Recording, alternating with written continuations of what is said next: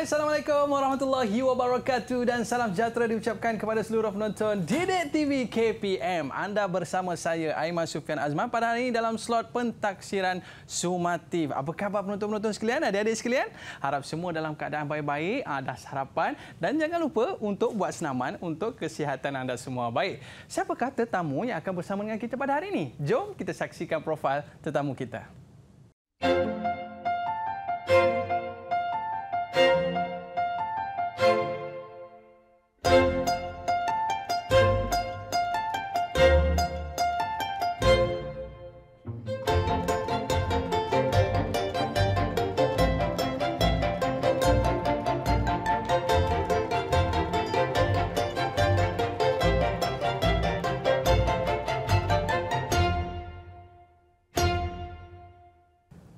Baiklah, bersama dengan kita pada hari ini penolong pengarah unit Bahasa Melayu dan Bahasa Inggeris Sektor Pembinaan Instrumen Akademik Lembaga Peperiksaan KPM. Dan bersama kita pada hari ini Dr. Rohani Abdul Aziz. Apa khabar, Doktor? Alhamdulillah, baik Aiman. Terima kasih. Terima kasih, Doktor, kerana bersama dengan kita pada hari ini dan juga bersama dengan kita pada hari ini Juru Bahasa Isyarat iaitu Cikgu Syahili Abdul Ghani daripada Sekolah Kebangsaan Pendidikan Khas Jalan Batu, Kuala Lumpur. Apa khabar, Cikgu?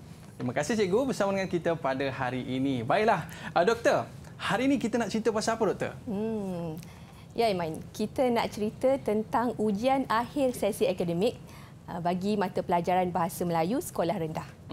Biasanya kalau kita dulu ada ujian akhir tahun kan, Doktor kan? Ya. Jadi hari ini kita ada pentaksiran sumatif yang mana biasanya dilakukan di hujung-hujung tahun. Betul, Doktor ya? Ya, betul. Baik, jadi tanpa melengahkan masa lagi, murid-murid anda semua dah bersedia? Baik, kalau dah bersedia, jom kita bersama dengan Dr. Rohani Abdul Aziz. Dipersilakan, Doktor. Terima kasih, Aiman. Assalamualaikum warahmatullahi wabarakatuh, murid-murid, guru-guru dan para ibu bapa. Baik, pada hari ini saya akan menerangkan tentang format ujian akhir sesi akademik bagi mata pelajaran Bahasa Melayu Sekolah Rendah. Ya, sebelum kita pergi lebih jauh, kita lihat kepada matlamat ya Bahasa Melayu KSSR itu sendiri ya yang akan membawa kepada format ujian akhir ini ya. Baik, matlamat ya KSSR Bahasa Melayu ini adalah untuk melengkapkan murid ya dengan keterampilan berbahasa, berkomunikasi untuk memenuhi keperluan diri, memperoleh ilmu pengetahuan, kemahiran, maklumat, nilai, idea dan hubungan sosial dalam kehidupan seharian. Okey, ini adalah matlamat umum ya KSSR Bahasa Melayu itu sendiri ya kepada murid-murid. Baik, seterusnya kita pergi kepada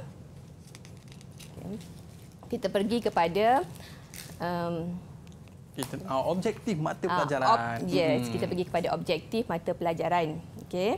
Untuk objektif mata pelajaran, okey, kita fokuskan kepada objektif mata pelajaran ya ataupun kemahiran yang akan ditaksir dalam ujian akhir ini ya, dalam ujian akhir sesi akademik ini. Jadi dua kemahiran utama iaitu membaca ya dan kemahiran menulis serta satu aspek iaitu aspek tata bahasa ya.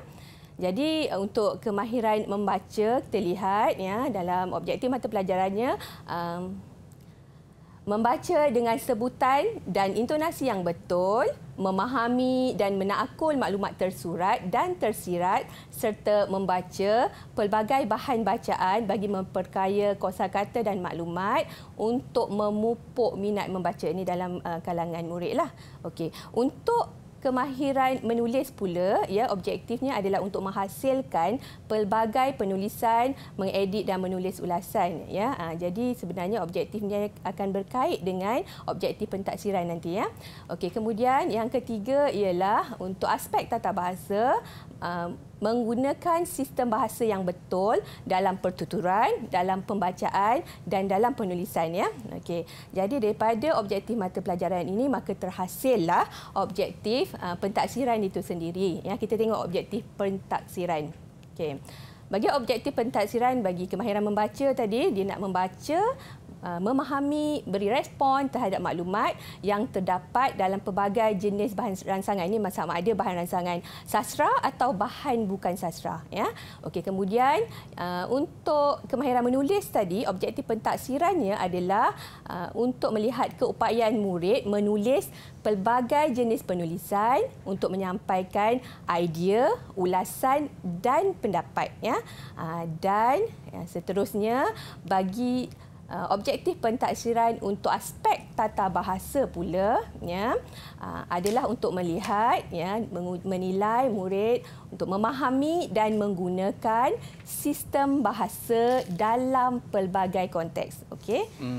Baik puan, inilah di antara perkara-perkara yang kita dapat lihat dalam format pentaksiran instrumen peringkat sekolah rendah bahasa Melayu. Dan kita nak berehat seketika, Doktor. Para penonton, murid-murid jangan ke mana-mana, kembali selepas ini Didik TV KPM.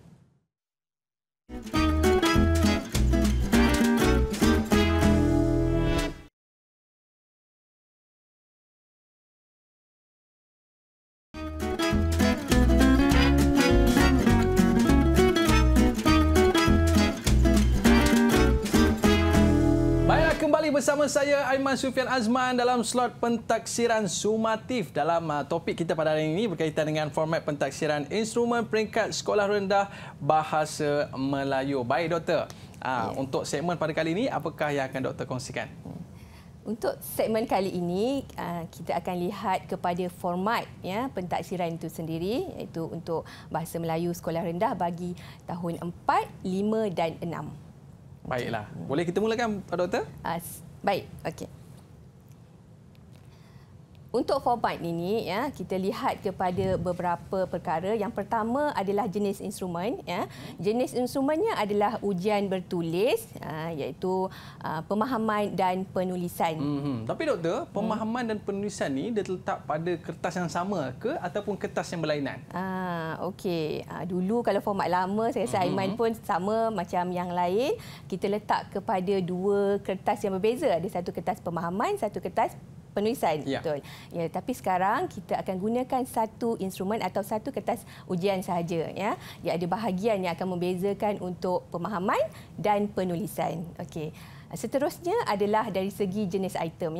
Untuk jenis item ada 4 jenis item yang akan digunakan dalam penghasilan item-item atau soalan-soalan yang dalam kertas ujian ini, iaitu item objektif aneka pilihan. Ini kita biasa, objektif aneka pilihan ni contoh soalan ABC itulah.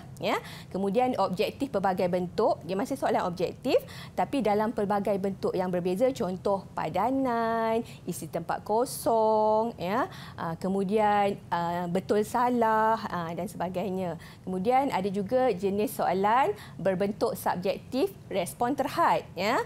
Yang ini ada rubrik yang tertentu untuk permarkahan dan skema jawapannya. Kemudian yang keempat adalah subjektif respon terbuka. Ini memang murid-murid perlu menulis dalam bentuk yang lebih panjang, dalam karangan, dalam penulisan karangan, memberikan idea dan ada rubrik untuk menentukan idea dan penggunaan bahasa dalam penulisan murid. Okey, seterusnya kita lihat kepada bilangan soalan. Kita ada 4 bahagian. Bagi setiap bahagian ada perbezaan markah dan juga bilangan soalannya. Bahagian A dia ada 10 markah wajarannya. Di situ ada soalan tata bahasa dan pemahaman petikan. Bagi soalan tata bahasa ni mengandungi 3 hingga 5 soalan. Manakala untuk pemahaman petikan ni tak ada 5 hingga 7 soalan. Nanti kita akan tengok pada contoh soalan nanti untuk setiap bahagian. Bagi bahagian B, kita ada 10 markah. Di situ gabungan bentuk soalan, objektif pelbagai bentuk dan subjektif respon terhad. Di sini masih ada soalan pemahaman petikan dan ada 1 atau 2 soalan yang berkaitan dengan tata bahasa bersepadu yang kita uji berdasarkan petikan. Ini beza sikit dengan bahagian A tadi. Kemudian ada satu soalan lagi adalah soalan respons kritis dan kreatif. Ini satu soalan sahaja yang memberikan wajaran 5 markah. Okey, seterusnya pergi kepada bahagian C, iaitu wajarannya 10 markah. Yang ini subjektif, respon terbuka. Ya.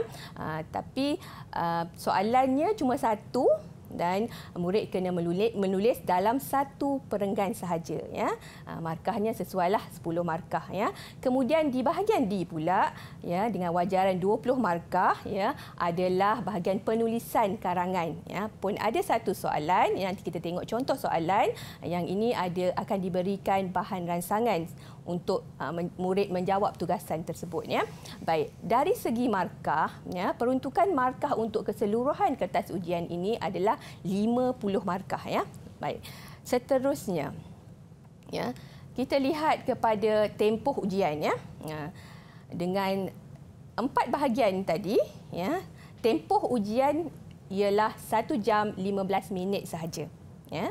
Dari segi konstrak, konstrak ini adalah sebenarnya apa yang boleh ditaksir, perkara yang hendak ditaksir daripada ujian yang dijalankan. Jadi, kita taksir pertama adalah pengetahuan sistem bahasa. Kemudian kita juga mentaksir kemahiran membaca dan kemahiran menulis itu sendiri. Dalam kemahiran membaca, kita tengok ikut aras taksonomi belumnya, kita ada kepada aras memahami, mengaplikasi dan kepada menganalisis. Ya. Manakala bagi kemahiran menulis, kita boleh tengok dia kepada aras mengaplikasi, menganalisis, menilai, kepada mencipta. Tapi mencipta dalam konteks bahasa Melayu ini bukanlah mencipta produk. Dia lebih kepada mencipta hasil penulisan. Apa yang murid terbitkan daripada pemikiran berdasarkan tugasan yang diberikan, itulah yang kita nilai sebagai mencipta sesuatu yang penulisan yang menarik, yang baru, yang lebih matang dengan pelbagai idea. Ya. Kemudian seterusnya kita tengok dari segi aras kesukaran. Ya. Aras kesukaran item, kita masih menggunakan pakai rendah, sederhana dan tinggi. Maksud sini ialah soalan-soalan ini dia akan berada pada aras 50% aras rendah. Kemudian 30% soalan adalah dalam aras sederhana, manakala 20% lagi adalah dalam aras tinggi. Dan bila cerita pasal semua ini kertas ujian, tentulah membawa kepada kaedah penskorannya. Ya. Kaedah penskoran ni bagaimana guru atau pemeriksa akan menanda ikut kaedah mana. Kalau soalan objektif aneka pilihan atau objektif pelbagai bentuk menggunakan kaedah penskoran dikotomus, itu yang 1-0 tu. Kalau betul 1 markah, kalau salah 0 markah. Ya, dan seterusnya juga menggunakan kaedah penskoran analitikal dan kaedah penskoran holistik. Yang holistik ini adalah berdasarkan rubrik. Maksudnya ada jawapan yang betul, ada markah. Kemudian kita lihat juga, minta maaf ya, untuk holistik ini adalah keseluruhan, keseluruhan bagi penulisan itu sendiri. Ya, dilihat secara keseluruhan bagi penulisan itu sendiri. Dan selepas ini mungkin doktor nak tunjukkan contoh-contoh dan sebagainya. Dan kita nak uji mungkin murid-murid kat rumah sana boleh jawab ke tidak, kan? Kita nak berehat seketika, doktor. Para penonton, kita kembali selepas ini di Didik TV KPM.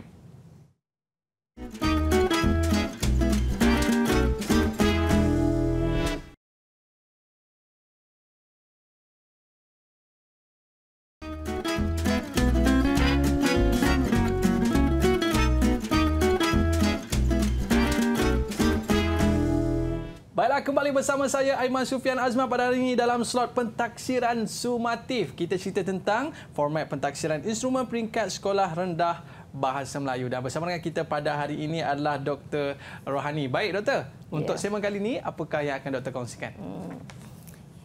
Ya, Aiman. Kita dah cerita pasal format. Ya, kita awal tadi cerita pasal matlamat, pasal objektif. Jadi sekarang rasanya yang ditunggu-tunggu oleh murid-murid, oleh ibu bapa, oleh guru-guru adalah contoh-contoh soalannya. Ini memang nak suruh Aiman tolong jawab ni. Ya? Boleh. Baik, kita tengok contoh-contoh soalan bagi setiap bahagian. Ya.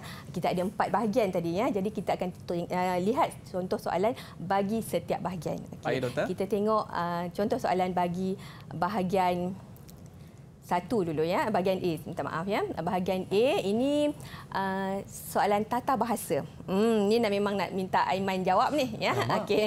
Soalan satu untuk soalan tata bahasa. Okey, dalam bahagian A ni ya, apa yang diuji adalah aspek tata bahasa. Ya, bahagian A dia sub bahagian A ya, sub bahagian A. Soalan yang tadi kita tengok pada format 3 hingga 5 soalan. So jadi ini adalah contoh soalan tata bahasa yang kita berikan. Okey. Ini adalah dalam konteks ataupun dalam tajuk penggunaan kata atau ketepatan kata, atau istilahnya adalah morfologi. Ya, okey. Jadi kita tengok soalan satu ni, pilih jawapan yang paling sesuai. Okey, pokok jambu yang ditanam oleh ayah di halaman rumah sedang berbuah, tempat kosong, titik.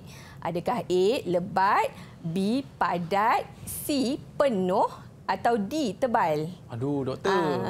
Maksud perkataan tu membawa maksud yang seakan-akan sama. Hampir sama, tapi satu jawapan saja. Satu jawapan saja.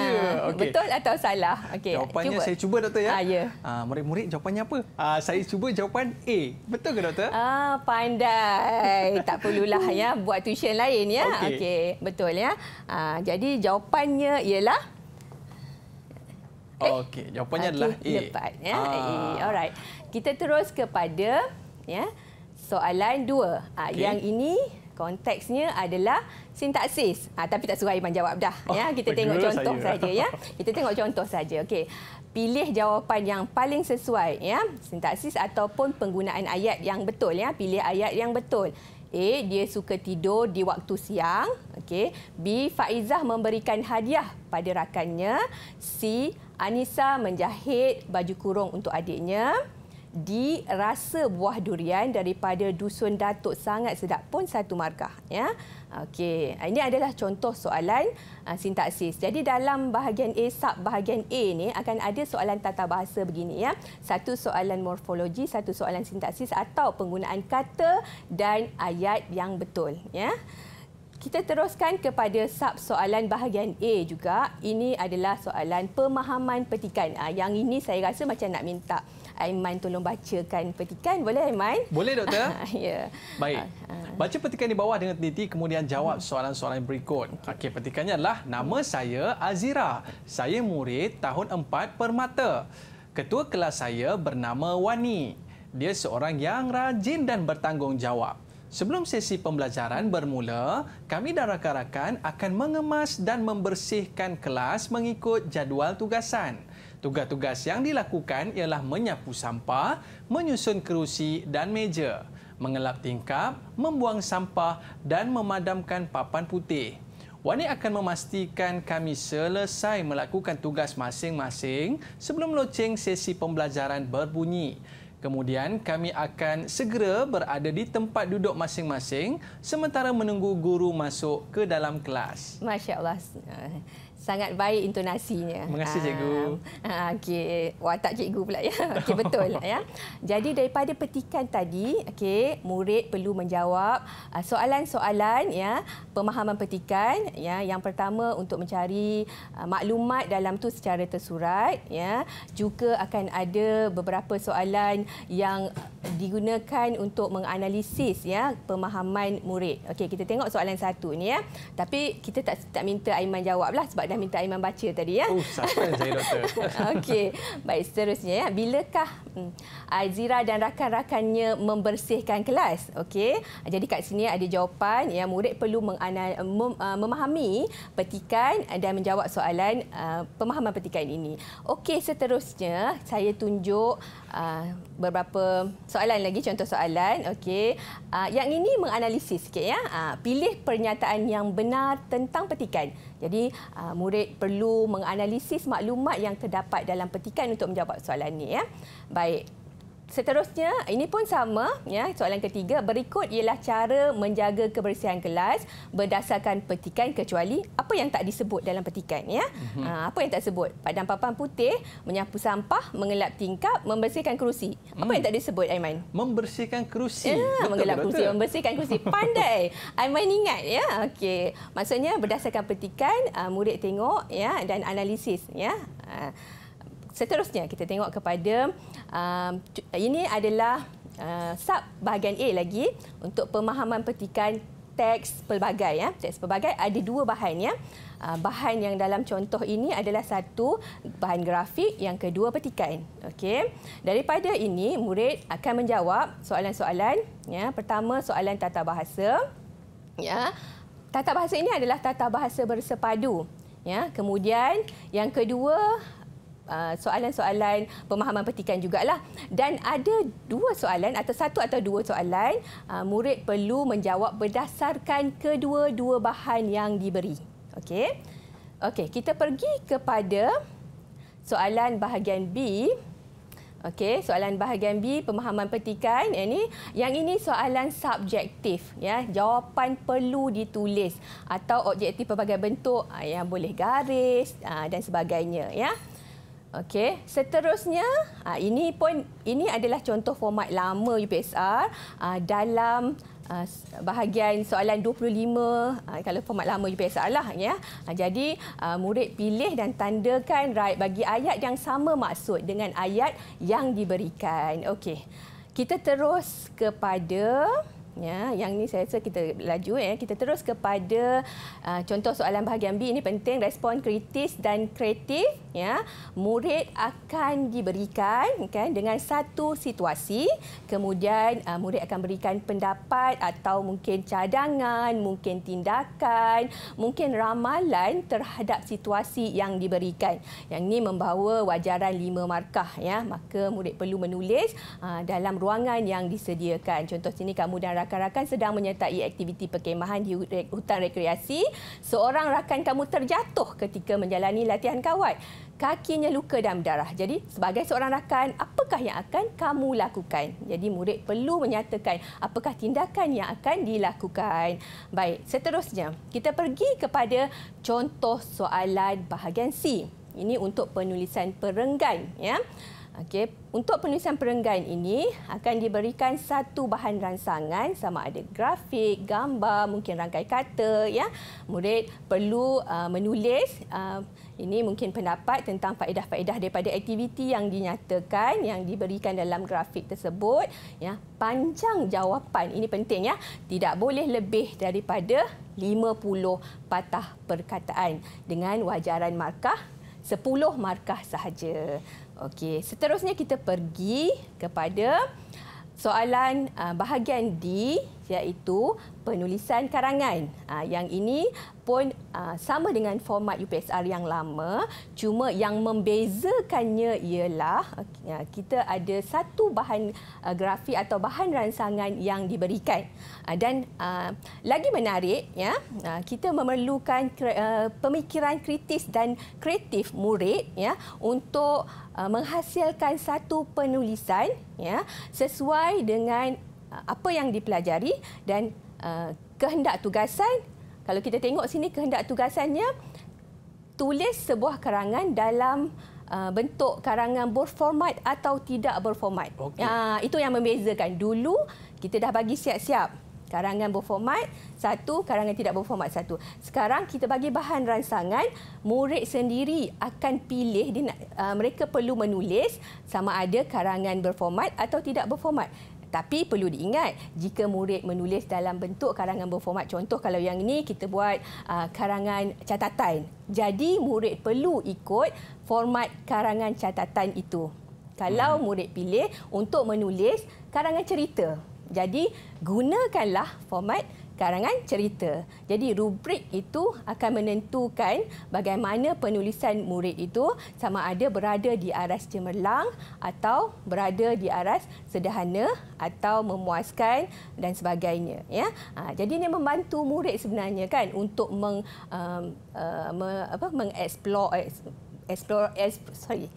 untuk membantu murid untuk menulis dengan lebih baik berdasarkan bahan rangsangan sebab kita dah bagi dengan idea-idea yang mungkin bercambah dengan saya rasa macam-macam idea yang murid-murid boleh tulis ya dengan 20 markah ini wajarannya. Okey. Mungkin ada sedikit tips doktor untuk penulisan 20 markah ni banyak doktor kan. Mungkin ada tips mudah macam mana murid-murid kita di rumah nak dapat markah 20 markah ni. Mungkin ada sedikit tak perkongsian daripada doktor? Okey. Baik, sebenarnya kalau menulis ni dia kena ikut sekuen ataupun kita ada pendahuluan, kita ada isi, kemudian uraian isi, kalau ada contoh, kemudian ada penutup. Itu sebenarnya dah cukup melayakkan murid untuk dapat cemerlang. Ya. Yang penting ialah dari segi kematangan idea dan ada huraian. Kalau letak idea sahaja, tak ada huraian, okey. Jadi dia tak nampak perkembangan idea itu, ya. Okey. Pendahuluan, ada isi, ada huraian, ada contoh dan juga penutup. Okey, itu pun dah lebih daripada 50 dah kan, doktor. Mungkin ada sedikit rumusan daripada doktor tentang topik yang kita bincangkan pada hari ini, doktor. Okey. Baik. Daripada apa yang kita telah lihat, format dan contoh soalan, jadi saya harap ia akan memberikan sedikit panduan kepada murid-murid, kepada guru-guru, kepada ibu bapa tentang bagaimana untuk memfokuskan pengajaran dan pembelajaran seterusnya, ya.